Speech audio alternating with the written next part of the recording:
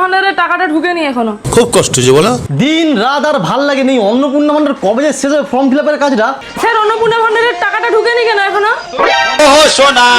ও বৌদি, আসো আসো, বসো বসো বসো। আরে বৌদি, তোমার এত কি প্রবলেম হয়েছে তোমার? আমার টাকা ঢুকেনি অন্নপূর্ণা ভান্ডারের। আমাদের বাড়ি সবাই ঢুকে গেছে। আচ্ছা, আমার ননদ, আমার যা, সবাই, দিদি সবাই ঢুকে গেছে। পাড়ার সবাই, আমারই শুধু ঢুকছে নি কেন অন্নপূর্ণা ভান্ডারের টাকাটা? ফর্ম ঠিকঠাক করে করেছিল তো? হ্যাঁ। বলছি স্যার, এই ম্যাডামের বৌদিমণির প্রবলেমটা একটু দেখে দিচ্ছি আমি তো। ইমিডিয়েটলি যত যার ঢুকে নিই একটু চেষ্টা করছি আমরাও। লাইনে আমাদের এত চাপ বৌদি, কি যে বলি তোমাকে। আচ্ছা, পেয়ে গেছি। দেখি বৌদি, হাতটা দেখি তো। হাত দেখাবো?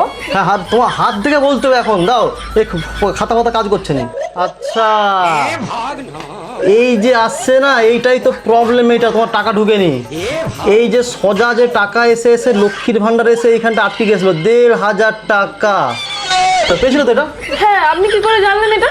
এখন এই যে লক্ষ্মীর, এখানে অবধি লক্ষ্মী ছিল, এরপর তুমি হবে অন্নপূর্ণা, এই দাগ। এরপর এখানে আসবে মা চণ্ডী। এই যে ১,৫০০ টাকা যে তুমি যে পেয়েছিলে, তারপর তুমি বাস ভাড়া ফ্রি পেয়েছে বাস ভাড়া। এই জায়গাটাকে তোমাকে ধরে লেলাই আসতে হবে। তার জন্য তোমাকে ছাগলের একটা তাবিজ বাঁধতে হবে গলায়। ছাগলের তাবিজ, তবে যে তুমি এই জায়গাটায় এইভাবে আসতে পারবে অন্নপূর্ণা ভান্ডারের টাকা। কিন্তু তোমার একটা প্রবলেম কি, শনির দশা। একটা ঝাড়ফুঁক করতে হবে। আর তোমার হাতটা কিন্তু খুব সুন্দর তো। তোমার এই এত সুন্দর মসৃণ নরম হাত শক্ত হয়ে গেছে দিনের দিন। কি করছো তুমি বলো তো? এত কষ্ট করছো তুমি? এই তুই কার মালে হাত মারিছিস? অসফল।